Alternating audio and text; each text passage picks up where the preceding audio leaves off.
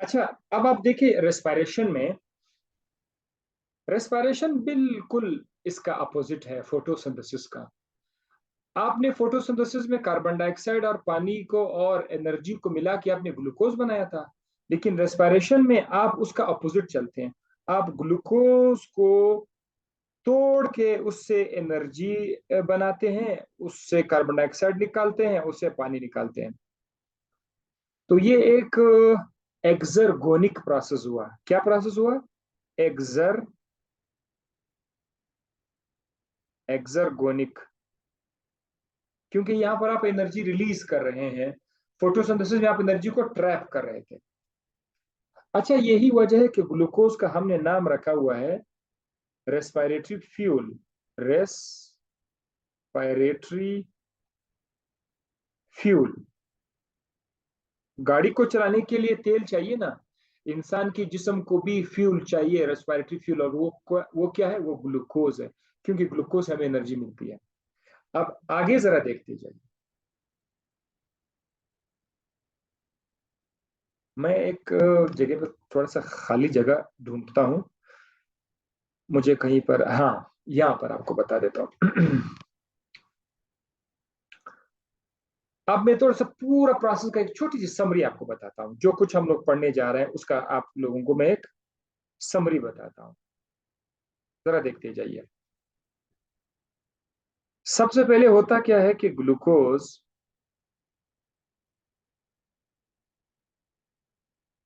अपने आप को तोड़ देगा किस चीज में? पायरोवेट में।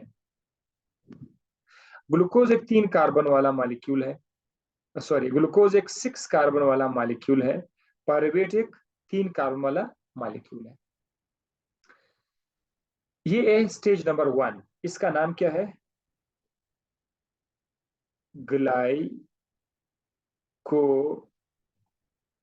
ग्लाइकोलाइसिस। ग्लूकोज आपका टूट गया। आगे क्या होने वाला है? पायरुवेट क्या करेगा? पायरुवेट फिर कन्वर्ट हो जाएगा एक स्ट्रक्चर में जिसका नाम है एसिटाइल। इसको हिप्स करना होगा। तमाम के तमाम जो मुझे सुन रहे हैं, इसको हिप्स करना होगा। ये चीजें ऐसे याद करनी पड़ती है। इसको याद करने का कंसेप्ट कम है, बस याद करना कि ए से बी, बी से सी, सी से डी। एसिटाइल को ए इससे बनेगा। इसके अंदर अभी भी कितने कार्बन है? 3 कार्बन है। ये एसिटाइल को ए आपके माइटोकॉन्ड्रिया के अंदर आकर माइटोकॉन्ड्रिया माइटोकॉन्ड्रिया यहां पर आकर ये एक साइकिल के अंदर दाखिल हो जाएगा जिसका नाम है क्रेब साइकिल। क्रेब साइकिल या TCA साइकिल। इस साइकिल में होता क्या है, तो मैं इसको जस्ट एक निशानी ऐसे आपको लूंगा आसानी, क्योंकि एक समरी है, ताकि आपके दिमाग में एक छोटी सी समरी इसका बैठ जाए। एक साइकिल है ये, क्रेब साइकिल इसका नाम। इस क्रेब साइकिल के दौरान जरा देखते जाइए, कार्बन डाइऑक्साइड रिलीज होता जाएगा। कार्बन डाइऑक्साइड गैस रिलीज होता जाएगा। यहां से आपको एटीपीज भी मिलेंगे, एटीपीज भी बनते जाएंगे। यहां से आपको NADH ये भी आपको मिलेगा। NADH एनर्जी का एक सोर्स है और रिड्यूसिंग पावर भी है। हम बार बार बताते हैं रिड्यूसिंग पावर, तो ठीक है, वहां पर प्लांट में आप उसको रिड्यूसिंग पावर बोलते थे, ठीक है, NADPH। यहां पर हम NADH का लफ्ज इस्तेमाल करेंगे। कीप इन माइंड, ये थोड़ा सा फर्क आप लोगों ने देखना होगा, ठीक है। अच्छा, ये था क्रेब साइकिल। क्रेब साइकिल में जो एटीपी आपको मिलेगी, या पायरुवेट के दौरान या ग्लाइकोलाइसिस के दौरान भी वैसे एटीपी बन जाती है, ये मैंने आपको नहीं बताया था, मतलब एटीपी यहाँ पर भी बन जाती है। जो एटीपी आपको ग्लाइकोलाइसिस के दौरान या क्रेब साइकिल के दौरान आपको मिल जाए, this is called substrate level phosphorylation. substrate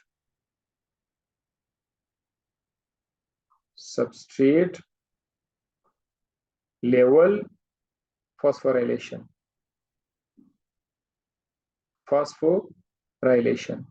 substrate level. ये आप लोगों की किताब में ये लफ्ज लिखा हुआ है, सबस्ट्रेट लेवल फास्फोराइलेशन का मतलब है एटीपी का बन जाना। कब?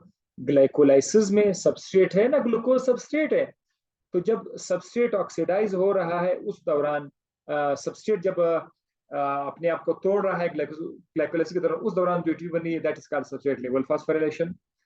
और क्रेब्स साइकिल में भी जब एटीपी बन रही है that is also called substrate level phosphorylation.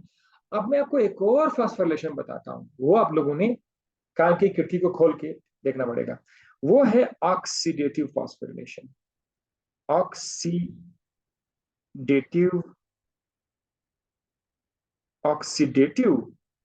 Phosphorylation, ये फिर थोड़ा सा डिफरेंट चीज है। इसमें आपके पास जो यहां पर NADH बना था, सॉरी NADH जो बना था, इस NADH को हम लोग ले आते हैं कहां पर, इधर लिख लेता हूं, NADH। इस NADH को हम लोग ले आते हैं electron transport chain, ETC। Electron transport chain जैसे आप लोगों ने फोटोसिंथेसिस में पढ़ा था ना, इलेक्ट्रॉन ट्रांसपोर्ट चेन, साइटोक्रोम, ठीक है, प्लास्टोक्विनोन, ये वाली चीजें। इसी तरह यहां पर भी एक इलेक्ट्रॉन ट्रांसपोर्ट चेन है। इस इलेक्ट्रॉन ट्रांसपोर्ट चेन पर NADH से हम लोग क्या बना लेंगे, ATP बना लेते हैं। NADH से हम ATP बना लेते हैं। तो अगर आप लोग ATP को NADH से बनाएं इलेक्ट्रॉन ट्रांसपोर्ट चेन के ऊपर, जहां पर रिएक्शंस होते हैं, ऑक्सीडेशन होती है NADH की, ऑक्सीडेशन, इस प्रोसेस का नाम है ऑक्सीडेटिव फास्फोराइलेशन। तो एटीपी बनने के दो स्टाइल्स थे, ये मैंने आपके सामने हाजिर कर दिया। चले, समरी अभी भी जारी है। समरी में आपको दोबारा थोड़ा बताता हूं। ग्लूकोज को हमने तोड़ दिया किस चीज में, पायरोवेट में। प्रोसेस का नाम ग्लाइकोलाइसिस है। पायरोवेट 3 कार्बन वाला कंपाउंड है, ये कन्वर्ट हुआ एसिटाइल को ए में, जो कि एक और 3 कार्बन वाला कंपाउंड है। एसिटाइल को ए माइटोकॉन्ड्रिया के अंदर आकर एक साइकिल में मुब्तला हुआ, एक साइकिल के अंदर इंटर हुआ, उसका नाम है क्रेब्स साइकिल। क्रेब्स साइकिल के अंदर कार्बन डाइऑक्साइड गैस रिलीज हो रहा था, एटीपी बन रहा था, NADH बन रहा था। बहुत सारे एटीपीज और NADH बन रहे हैं। इनको हम लोग आखिर में जमा करेंगे प्रॉपर तरीके से। हम आखिर में ये भी देखेंगे कि NADH कहाँ कहाँ पर रिलीज हो रहा है, कार्बन डाइऑक्साइड गैस कहाँ पे रिलीज हो रहा है, वो सारी चीजें तफसील में। लेकिन ये एक छोटा सा खाका आप लोगों के दिमाग में बिठाने के लिए है, ठीक है, ओके। इसके ये जो क्रिब साइकिल है, इस क्रिब साइकिल के बाद और कोई टॉपिक नहीं है, वो है इलेक्ट्रॉन ट्रांसपोर्ट चेन, ETC। जिसका जिक्र ऑलरेडी मैं थोड़ा सा आपके साथ में कर चुका हूं, कि जो NADH बना था, या FADH, एक और लफ्ज भी आएगा, ये शायद आप लोग अभी अभी वो नहीं करोगे, एक और भी FADH का भी जिक्र आएगा। तो ये FADH और NADH जो है, ये इलेक्ट्रॉन ट्रांसपोर्ट चेन पे जाकर वहां उनसे ATP बन जाती है। तो दैट वाज व्हाट, मैं जब इस को पढ़ाता हूं तो मैं इस पूरा ड्रामा 3 किस्त में मैं आपको कर देता हूं। किस्त नंबर 1 जो है वो है कि ग्लूकोज पायरुवेट में कन्वर्ट हो जाता है, ये पूरा का पूरा। एक दरमियानी स्टेज है जिसमें पायरुवेट से एसिटाइल को ए बन जाता है, इसको मैं एक स्टेज का नाम नहीं देता, मैं बस एक दरमियानी स्टेज है। स्टेज नंबर 2 क्या है, एसिटाइल को एक क्रिब साइकिल में दाखिल हो जाता है, वहां से फलाना फलाना चीज निकल जाता है, फलाना फलाना बन जाता है, स्टेज 2। स्टेज नंबर 3, जो NADH और ATP FADH बन जाते हैं, ये इलेक्ट्रॉन ट्रांसपोर्ट चेन पे जाकर वहां से ATP बन जाती है। बस अब मैं आगे 2 लेक्चर्स दूं या 3 लेक्चर दूं तो इतना सारा जितना लंबा किस्सा होगा वो सारा का सारा इस डायग्राम के आसपास होगा। चले, ये हो गया जनाब। आप लोग इसका स्क्रीनशॉट भी ले सकते हैं, otherwise no issue at all.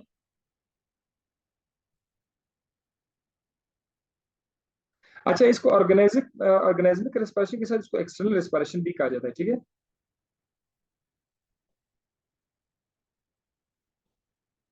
इधर जो कुछ मैंने लिखा था, ओके। अब मैं कुछ और चीज भी आपको साथ साथ बताने जा रहा हूं। एरोबिक एंड एनाएरोबिक रेस्पिरेशन, रेस्पिरेशन में पहले एरोबिक जो है, ऑक्सीजन के प्रेजेंस में अगर आपका ग्लूकोज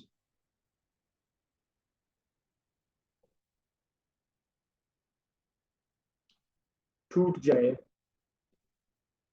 कार्बन डाइऑक्साइड में, पानी में, और इससे एनर्जी रिलीज हो जाए, इसमें वो 3 के 3 स्टेजेस आ जाए। मैं इधर 3 लिख रहा हूं, सुनो, कान खुल के सुन लो। वो जो 3 स्टेजेस मैंने आपको समरी बताए थे, वो 3 के 3 स्टेजेस जितनी भी थी वो सारा का तारा दैट वाज एरोबिक रेस्पिरेशन, जो हमारा असल टॉपिक है। अब जो छोटा सा टॉपिक है वो है एनएरोबिक रेस्पिरेशन। ये एनएरोबिक रेस्पिरेशन में फिर क्या होता है, यहां पर ऑक्सीजन आपका नहीं होगा, यहाँ पर आपका ऑक्सीजन नहीं है, इन द एब्सेंस ऑफ ऑक्सीजन, लेकिन ग्लूकोज इसमें है। बहरहाल इसमें ग्लूकोज है। जब ग्लूकोज अपने आप को तोड़ देता है किस चीज में, पायरोवेट में, ऑक्सीजन की अगर मौजूदगी नहीं है तो फिर क्या होगा, इस प्रोसेस को नाम दिया जाएगा एनएरोबिक। ऑक्सीजन नहीं है तो ऑक्सीजन नहीं है, फिर ये जो पायरुवेट है, पायरुवेट के पास अब 2 ऑप्शन आ जाएंगे, ऑप्शन नंबर 1, ऑप्शन नंबर 2। या तो ये पायरुवेट जो है ये जाके लैक्टिक एसिड में कन्वर्ट हो जाएगा। कलर क्यों चेंज हुआ है? या तो ये किसी में कन्वर्ट हो जाएगा, LAC लैक्टिक एसिड में जाके कन्वर्ट हो जाएगा, या फिर ये अल्कोहल में कन्वर्ट हो जाएगा। तो लैक्टिक एसिड में कन्वर्ट होना या अल्कोहल में कन्वर्ट होना ऑक्सीजन की गैर मौजूदगी में, this is called an an aero. An का मतलब not, without, an aero, aero मतलब हवा, ऑक्सीजन। ऑक्सीजन की गैर मौजूदगी में फिर ये वाला सिलसिला होगा। यहाँ पर फिर कोई क्रेब्स साइकिल नहीं होगा, as such electron transport chain यहाँ पे नहीं होंगे। तो this one is called as anaerobic respiration. अगर आखिर में लैक्टिक एसिड बन रहा है तो इसका नाम होगा लैक्टिक एसिड फर्मेंटेशन। देखिए, एन एरोबिक रेस्पिरेशन का नाम जरा मैं आपके सामने लिखना चाहता हूं। एन एरोबिक रेस्पिरेशन का नाम, दूसरा नाम क्या है, फर्मेंटेशन।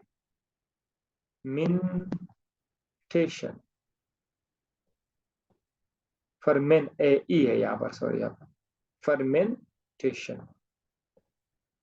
फर्मेंटेशन इसका दूसरा नाम है एनारोबिक रेस्पिरेशन का। तो अब आप कह सकते हैं कि फर्मेंटेशन 2 तरह की है, एक है लैक्टिक एसिड फर्मेंटेशन और एक है अल्कोहलिक फर्मेंटेशन।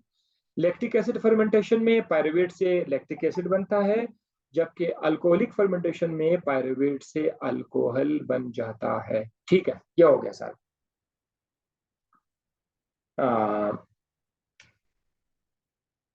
अच्छा, यहां से मैं थोड़ा सा the most common fuel use by the cell to provide energy by cellular respiration is glucose. ये तो ठीक है, ये तो आ गया। The the way glucose is metabolized depends on the availability of oxygen। मतलब अगर ऑक्सीजन मौजूद है या नहीं मौजूद है तो आगे डिसाइड करना है कि पूरा का पूरा रेस्पिरेशन होगा, एरोबिक होगा या एनारोबिक होगा। Prior to entering the mitochondria, the glucose molecule is split to form 2 molecules of pyruvic acid। आप याद रखिएगा, ग्लूकोज जब भी पायरुविक एसिड बनाएगा तो दो बनेंगे। कीप इन माइंड, ये यहाँ पर मैं स्टार लगा रहा हूँ। ग्लूकोज जब भी पायरुविक एसिड में कन्वर्ट होगा तो दो बनेंगे, क्योंकि ग्लूकोज में 6 कार्बन है, पायरुविक एसिड में 3 कार्बन है, तो ग्लूकोज से दो पायरुवेट बनेंगे।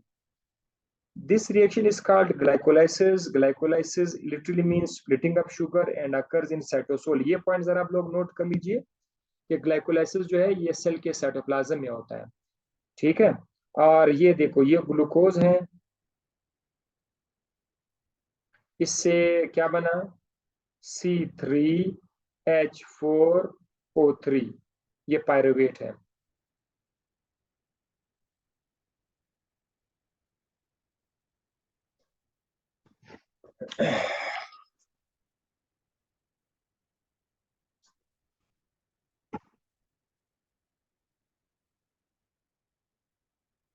ये है पायरुवेट का स्ट्रक्चर। इसको अगर H लगाया जाए, यहाँ पर अगर H लगाया जाए, इसका नाम होगा पायरुविक एसिड। लेकिन आप अक्सर देखोगे ना आपके कोर्स में, आपको इधर H नजर नहीं आएगा, बल्कि आपको इधर एक माइनस का निशान नजर आएगा, लाइक दिस। ये है pyruvate, CH3 C double bond O, C-, ये है पायरुवेट। सो ये वाला जो फॉर्मूला उन्होंने लिखा हुआ है, ये असल में किसका फॉर्मूला है, ये पायरुवेट का फॉर्मूला है। This reaction occurs in all the cells. अब देखो, ये तमाम के तमाम सेल्स में होता है, कीप इन माइंड। तो तमाम के तमाम बैक्टीरिया, इंसान, सब आ गया, all the cell glycolysis. Biologist believe करते हैं कि identical reaction may have occurred in the first cell that was organised on earth. Biologist के ख्याल में कि जमीन पर जो सबसे पहला सेल आया, शायद उसके अंदर भी ये रिएक्शन पहला हुआ हो, ये बायोलॉजिस्ट कहते हैं। After glycolysis, the next step in cellular respiration varies depend upon the type of cell and the prevailing condition. अब पायरुवेट के बाद कंडीशन जो है ये ऑक्सीजन की मौजूदगी पर डिपेंड करता है। अगर ऑक्सीजन है तो लंबा सिलसिला जो मैं आपको बता चुका हूँ, क्रेब साइकिल है। अगर ऑक्सीजन नहीं है तो फिर यहाँ पर क्या होगा, एनारोबिक रेस्पिरेशन होगा। Cell process pyruvic acid in 3 major ways. ये देखो 3 मेजर वेज को आप लोग नोट कर लें। नंबर 1, अल्कोहलिक फर्मेंटेशन, माशाल्लाह ये आप लोग पढ़ चुके हो एडवांस में। नंबर 2, लैक्टिक एसिड फर्मेंटेशन, ये भी आप लोग पढ़ चुके हो। एंड एरोबिक रेस्पिरेशन, ये भी आप लोग पढ़ चुके हो, समरी में मैंने बताया है। तो पायरुविक एसिड बन तो जाता है हर सेल में। पायरुविक एसिड के बाद 3 मंजिलें हैं, 3 स्टेजेस है, 3 डेस्टिनेशंस है। या तो वो अल्कोहल में कन्वर्ट करके अल्कोहलिक फर्मेंटेशन हो जाएगा, या वो लैक्टिक एसिड में जाकर लैक्टिक एसिड फर्मेंटेशन में चला जाएगा, ये दोनों ऑक्सीजन की गैर मौजूदगी में होगा। या फिर अगर ऑक्सीजन मौजूद है तो फिर ये एरोबिक रेस्पिरेशन में आगे चला जाएगा। The first two reactions occur in the absence of oxygen. इसको जरा नोट कर लीजिए, absence of oxygen, and are referred to as the anaerobic without oxygen. The complete breakdown of glucose molecule occurs only in the presence of oxygen. ये भी आप लोगों के पास आ गया है, कंप्लीट ब्रेकडाउन जो है वो मुकम्मल ब्रेकडाउन जो है, मुकम्मल ब्रेकडाउन ये ऑक्सीजन की मौजूदगी में हो सकता है। जिसमें मैंने आपको समरी बताया था, वो असल में कंप्लीट ब्रेकडाउन की बात हो रही थी। In aerobic respiration, during aerobic respiration, glucose is oxidized to carbon dioxide, पानी और एनर्जी रिलीज। तो ये समरी का सबसे बड़ा फायदा ये था कि जो आप लोगों ने गौर से सुना होगा, अब सब के सब आपके पास एकदम से आ गया।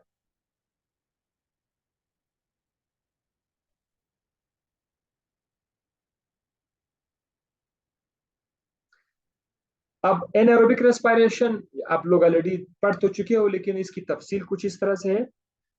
अच्छा, नोट कर लीजिए, सम यूकैरियोटिक सेल्स जैसे कि yeast, pyruvic acid is further broken down by the alcoholic fermentation into alcohol. So आप याद रखिएगा कि किसके अंदर, some eukaryotic cells such as yeast के अंदर जो है अल्कोहलिक फर्मेंटेशन है। यहां से देखते जाइए आप,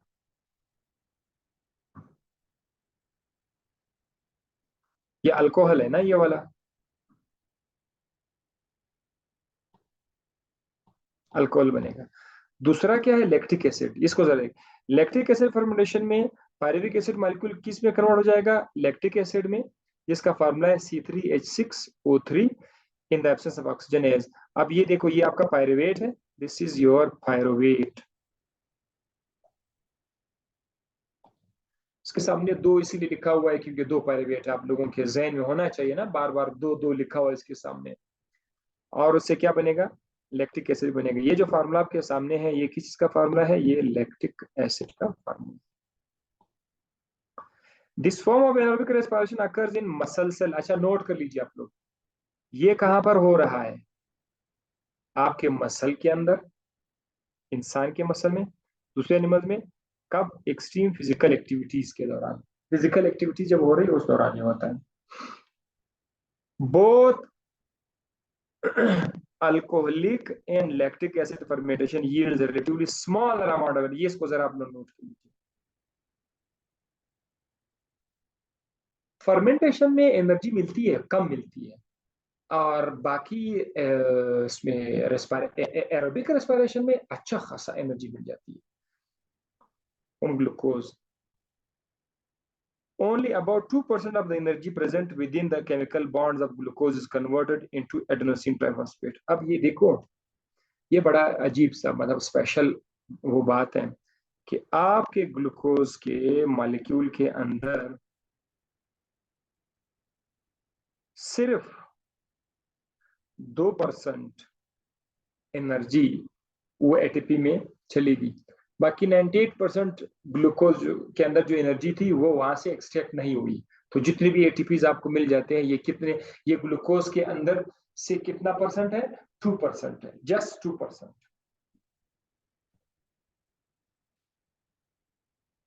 अब एरोबिक रेस्पिरेशन, एरोबिक रेस्पिरेशन में समरी आपको मैं बता चुका हूं।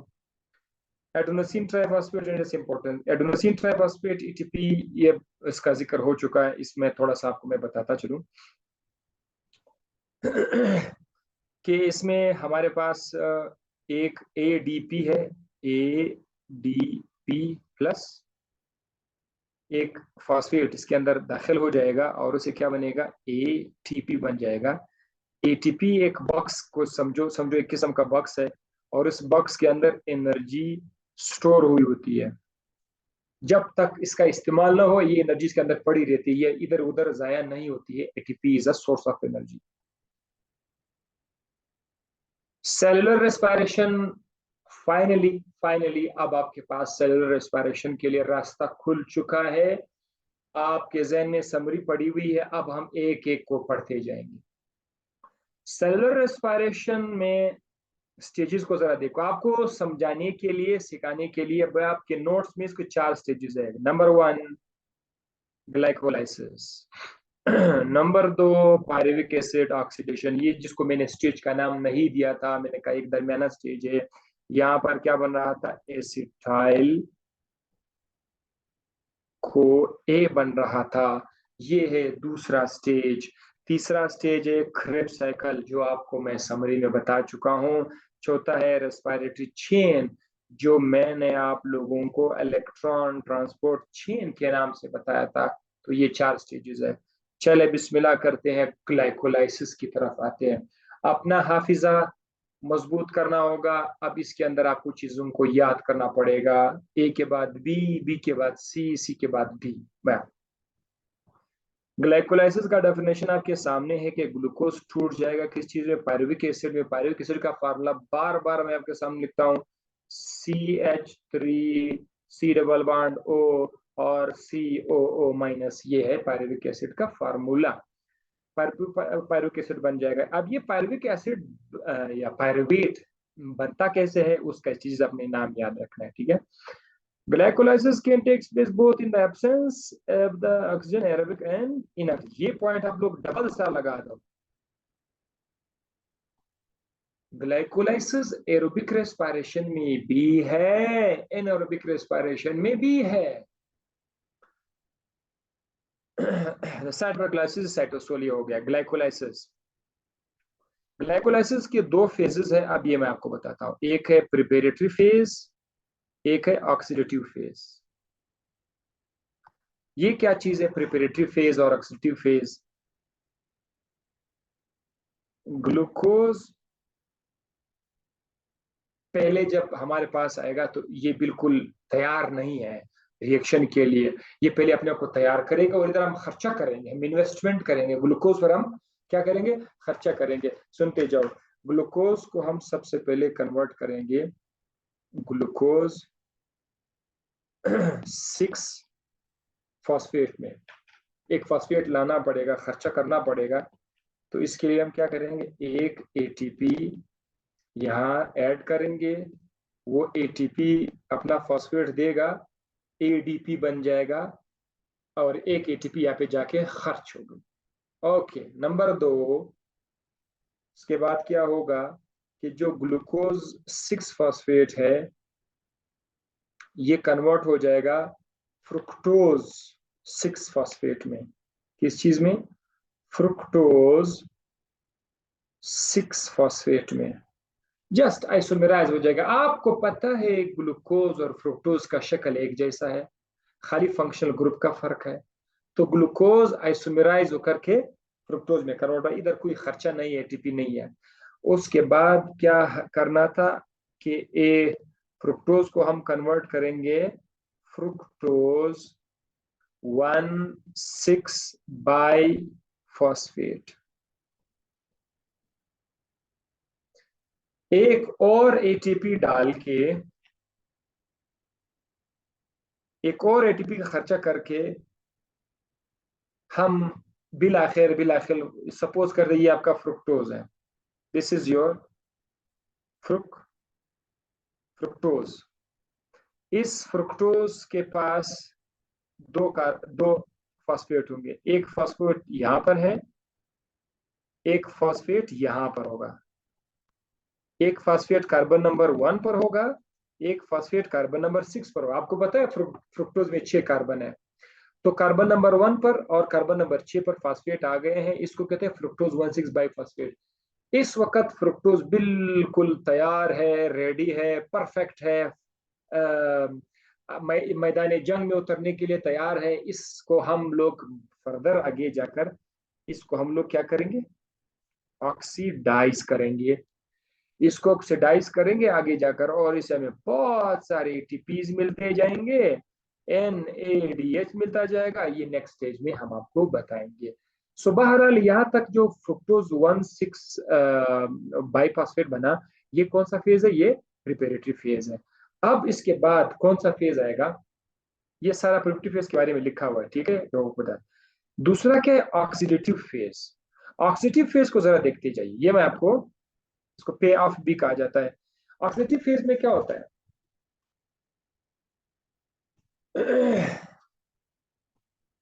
अच्छा, इसको थोड़ा सा मैं एक थोड़ा सा और एक्सटेंड कर लेता हूँ। ये जो फ्रुक्टोज 1,6 बाईफॉस्फेट, इसको मैं यहाँ पे लिख लेता हूँ। फ्रुक्टोज 1,6 बाईफॉस्फेट, इसको हम कन्वर्ट करते हैं। अच्छा सॉरी, ये अभी तक वो फेज जारी है, प्रिपरेटरी फेज आपका अभी भी जारी है, ठीक है। फ्रुक्टोज 1,6 बाईफॉस्फेट अपने आप को तोड़ देगा दो टुकड़ों में। एक टुकड़े से बनेगा glyceraldehyde, glyceraldehyde 3 phosphate, और दूसरा है dihydroxyacetone phosphate. ये भी 3 कार्बन वाला शुगर है, ये भी 3 कार्बन वाला कंपाउंड है, शुगर नहीं है। तो इस 3 कार्बन वाला और ये 3 कार्बन वाला जो है, ये एक दूसरे के अंदर कन्वर्टेबल है, डाइहाइड्रोक्सीस्टोन, और ये एक दूसरे के अंदर क्या है? कन्वर्टेबल है। यहां पर आकर आपका स्टेज खत्म हो जाएगा, प्रिपरेटरी फेज। ग्लिसरल डिहाइड 3 फॉस्फेट और डाइहाइड्रोक्सीस्टोन 3 फॉस्फेट, ये 3 कार्बन वाला और ये भी 3 कार्बन वाला। हम नेक्स्ट स्टेज में, अभी खत्म होगा, क्लास खत्म होगा, ठीक है, 15-20 सेकंड के बाद खुद ब खुद क्लास खत्म हो जाएगा। मैं आपको दोबारा लिंक दे दूंगा। हमने आगे इसको लेके जाना है, ग्लिसरल डिहाइड को। क्या होगा वो आपको नेक्स्ट स्टेज में बता दूं, ठीक है। सो आप लोग जस्ट रेडी हो जाइए, मैं आपको दूसरा लिंक भेज रहा हूँ अभी आपके लिए। इसको तब तक के लिए आप रिपीट कर लो प्लीज।